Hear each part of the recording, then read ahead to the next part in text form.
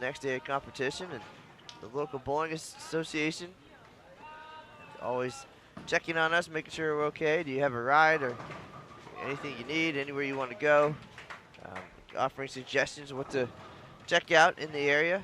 And you mentioned the girls all off today, so I'm sure out and about. And the University of Nebraska campus here, very nice as well. So plenty to see and do, if not here, definitely nearby. And for the guys, so they're not going to have much bowling to do tomorrow. If they do not make the semifinals, they'll have no bowling tomorrow. So they'll have an opportunity to get out and about as well. Maybe just get the rest that you mentioned and game plan and just get ready for the team competition, which is the big one. So get yourself mentally ready, physically rested, and take advantage of being likely somewhere that you've never been. I've obviously been born and raised in the United States. I've never been to Lincoln, Nebraska. So my first visit here. I can imagine coming from Norway or Sweden or Colombia or Chinese Taipei. Definitely a new culture and a new experience to enjoy. I've had the opportunity to drive through Lincoln many times, heading to from Indiana to Reno, Nevada, or Las Vegas to work some of our major USBC events. But yeah, I've never stopped. So I just kind of trekked through, but quickly finding out about what I was missing. And now I know what a runza is. So I've seen that sign before. Said we had to stop by, and it's definitely an experience. Well, for a lot of these players, they're probably within a few years going to forget how they bowled here, especially if they did not secure a medal along the way. But they're going to remember they were in the United States, they were in Lincoln, Nebraska. They're going to have selfies in front of the Cornhuskers football stadium. They're going to have their runza sandwiches. And, they're going to be talking about those things for years and years, and pass that along to the next generation. Actually, we got to chat yesterday with one of the coaches from Venezuela. She said that they're now a third generation World Championship family. So she is the grandmother of the group, and I guess that would mean that her grandson or grandchild is bowling this week. So that's pretty neat too, to see some of that the family tradition. We see it for Team USA every so often, and for some of these countries, just a legacy to be passed down, so that's pretty cool. And this World Youth event dates all the way back to 1988. It has been going strong, traveling the world, Philippines, Thailand, and the United States a couple times. We'll be back here in 2018, headed to the Motor City of Detroit, Michigan. Got to see some of our Detroit friends in the building yesterday. They were having a little powwow in the tournament office just to talk about the general operation, and then they were here for the award ceremony and the finals, just to get a feel for this World Championship caliber event.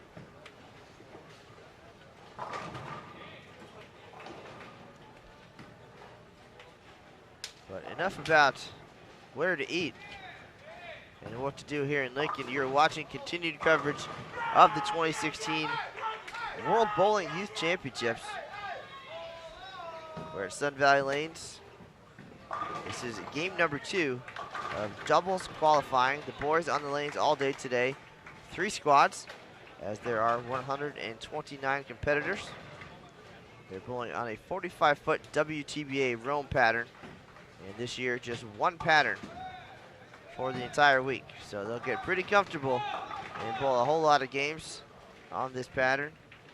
6 games of singles already in the books. Gold medals handed out yesterday. Now we'll have 6 games of doubles, followed by 6 games of team event. And then the 18 game totals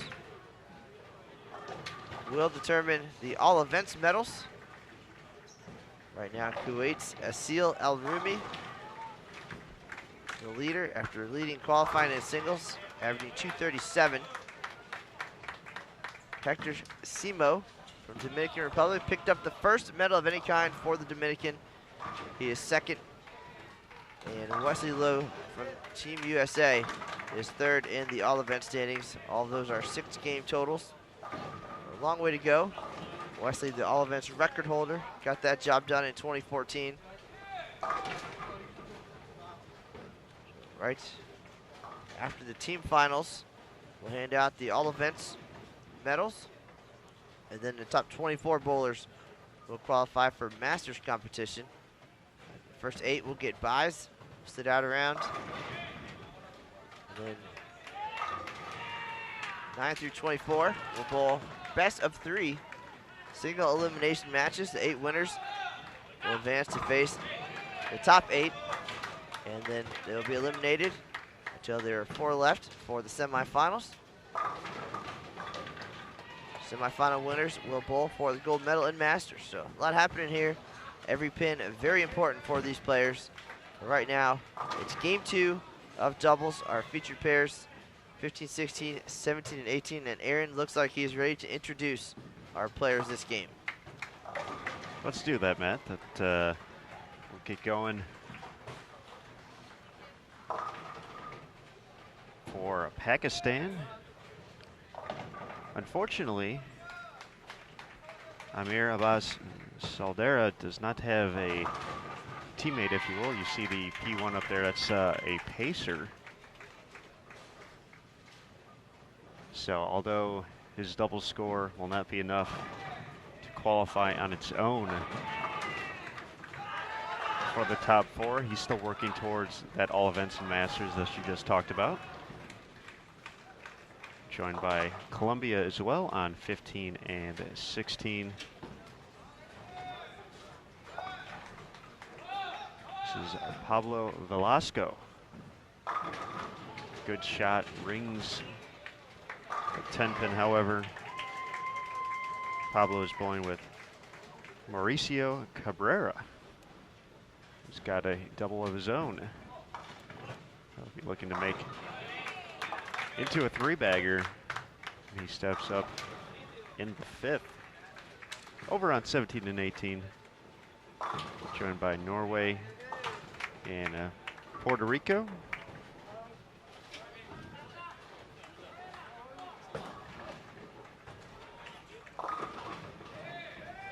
For Puerto Rico, we have Antonio Izquierdo. He'll be stepping up on 17 in a moment. His teammate in doubles, Rafael Pizarro.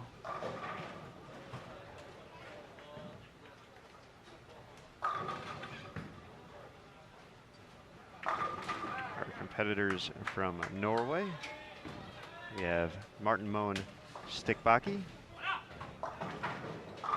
and Oyvind Kolseng. Oyvind, 3 in a row to start.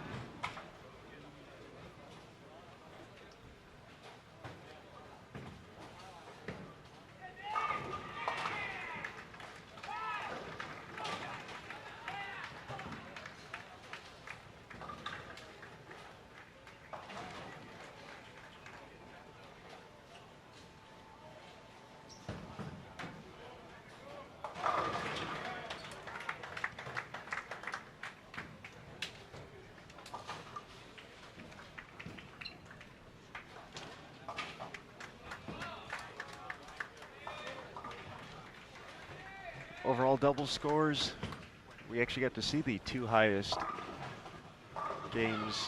Hong Kong, Su and Yu, 472. And Azil and Mostafa from Kuwait, 463. Our team from the Dominican and team from Germany in 3rd and 4th. The 430s.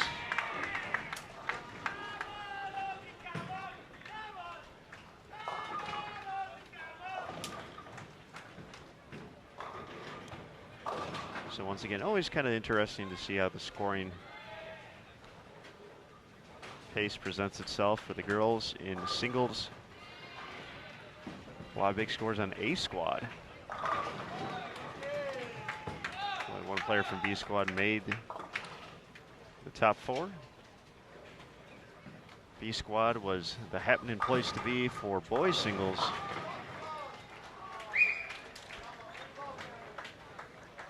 We saw 3 of the 4 for the medal round advance that way.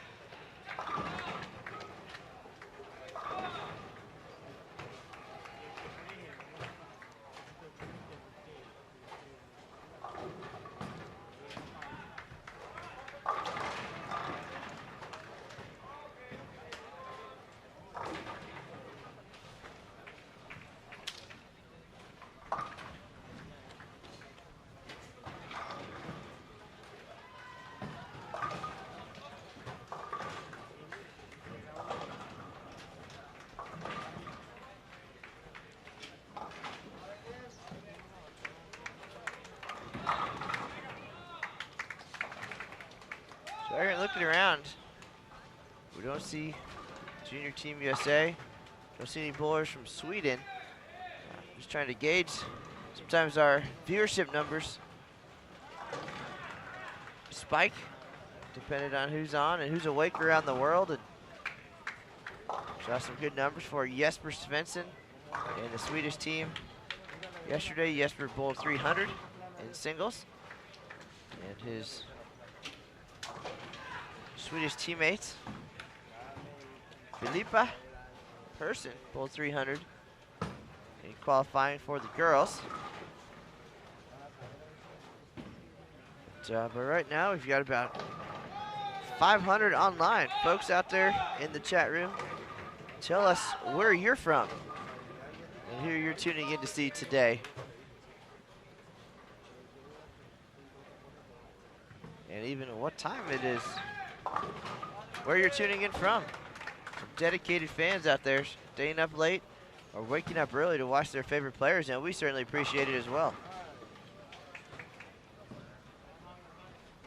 And Aaron's been working hard at perfecting his Dutch accent. And we see some of our players from the Netherlands come through. We've been working on our Colombia for a few years now with some of our friends from there. Claire Guerrero, Rocio Restrepo, Angie Ramirez Perea. We've seen all these ladies find great success on the PWBA Tour. So we get to spend a lot of time with them, traveling the United States here.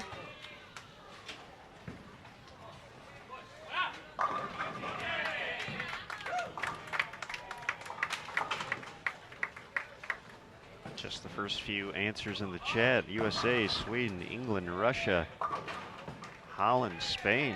So we certainly appreciate it, as Matt says, as do these competitors. Had a lot of the folks on site here ask the best way to find us so they can let folks, family and friends back home, tune in as well.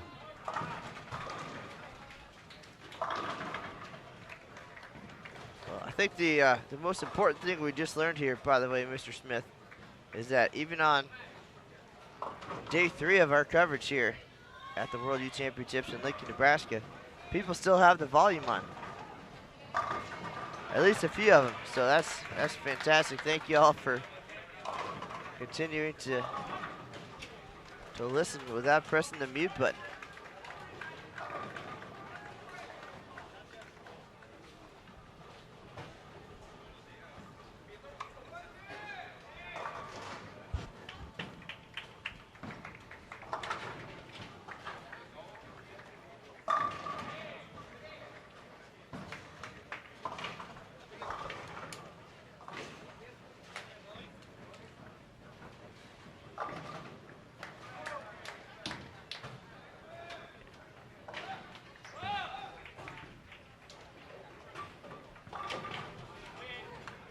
Big games, game number 1. Hector Simo doing some work, shooting 267. Again, he was second in the all-event standings after singles, but Asil, our leader, 249, not too far behind him individually. So while that is in the back of their minds right now, the focus on doubles.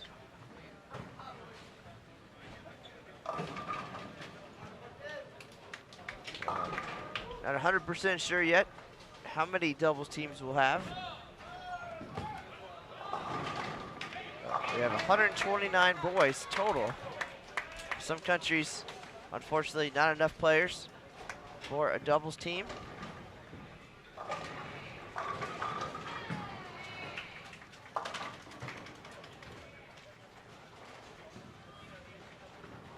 Otherwise,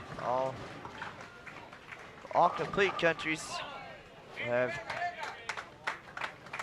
2 doubles teams.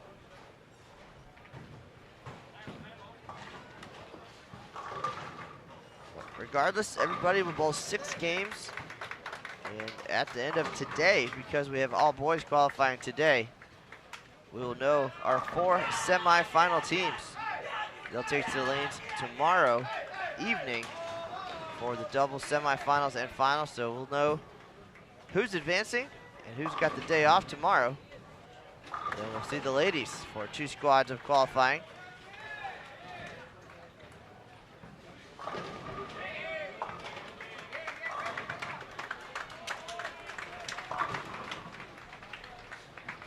Say again hello to everybody around the world. England, Finland, Taiwan, Hong Kong, Germany. Thanks for tuning in to Bowl TV. This is Matt Cannizzaro and Aaron Smith. And we're just a few days into our coverage here of the World Youth Championships. So clear some time on your schedule. Doubles all day today and tomorrow. A couple days of team competition and then Masters to wrap up the week. If you have a favorite team or event, you're in luck. We'll have it all for you live on Bowl TV. Since we are in doubles competition, Matt, how do you think we would fare in doubles live stream competition against an international field like this? I think we would be bowling for the experience, and we would probably have tomorrow off if I was going to guess. So we'd be out having a nice Nebraska steak dinner somewhere and not preparing for the semifinals if I was going to be a betting man. But we'd have a great time doing it, and it certainly would be a story for years to come. And that would not be unlike any of our previous experiences bowling together.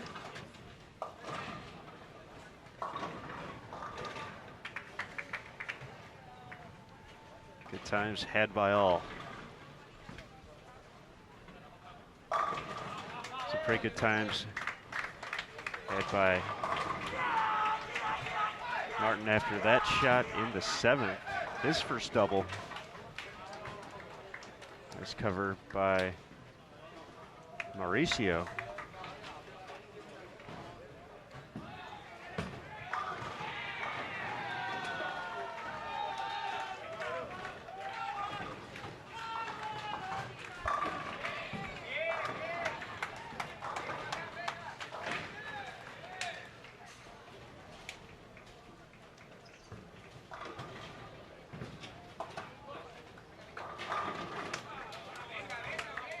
Good shot by Antonio in the 7th. He made a run, making making it into singles. Had a chance going into the final game on C squad. That falling a little bit short, but once again, a good block out of the gates really kind of sets the tone for the rest of the week. Of course, you can always bring it back, but knowing that you can put together a few strikes and see a decent score for one block, that lets you know you can do it for other ones.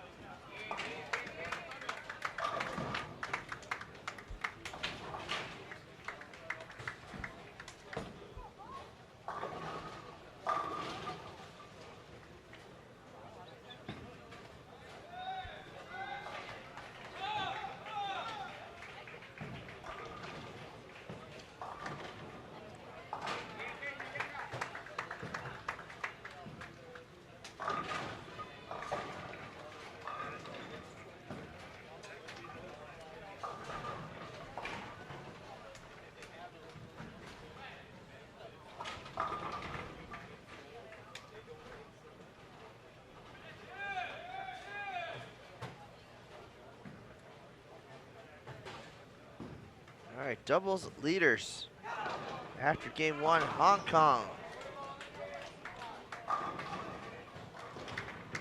Ivan Say and Alex Yu, 472. And then our friends from Kuwait, Mustafa and Asil, 463. Dominican Republic led by Hector Simos, 267. They're at 437. Germany, 434. Reyes and Bear. And fifth, Martinez and Lopez from Mexico, 429. So right now that number for the fourth spot, 434, 217 average. And we'll have 3 squads. Top 4 teams will advance to the semifinals. Simple process. I'm sure nerve-wracking for these first squad bowlers. Having to wait it out the rest of the day. At least they know today. For Asil, he had to wait what probably felt like forever overnight, and then 2 more squads the next day in singles to find out that he was going to be the #1 seed for the semifinals. But at least today, all competition in one day. Yeah, especially after all the big scores we saw in B squad. Probably was sweating a little bit to see if it was going to hold up, but did so. And as we mentioned, off to a strong start here. Looking big picture, all events and masters.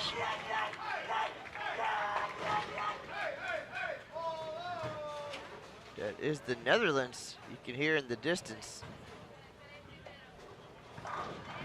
Dennis with a 4-bagger. 1 pair to our right.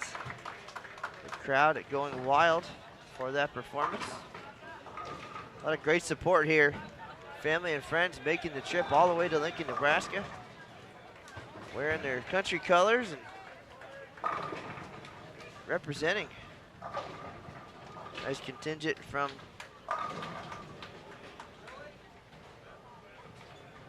Australia. And now something happening to the scoring system. Global happening here for a minute.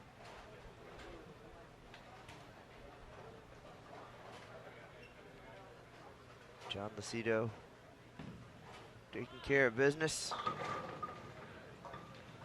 as it grows quiet in this 32-lane center.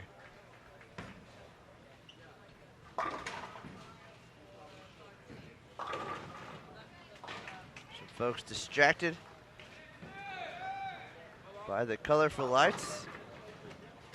Looking at possible do-over.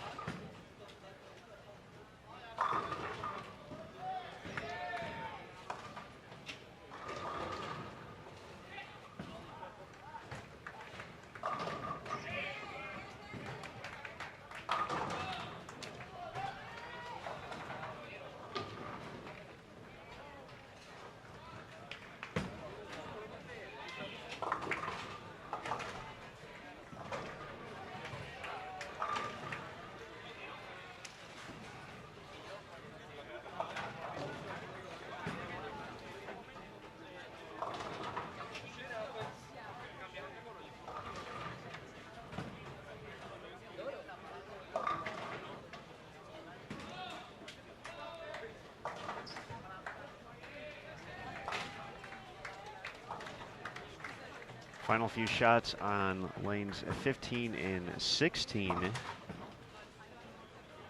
Tough game for Amir. Finishes with 1:28. 194 Cabrera.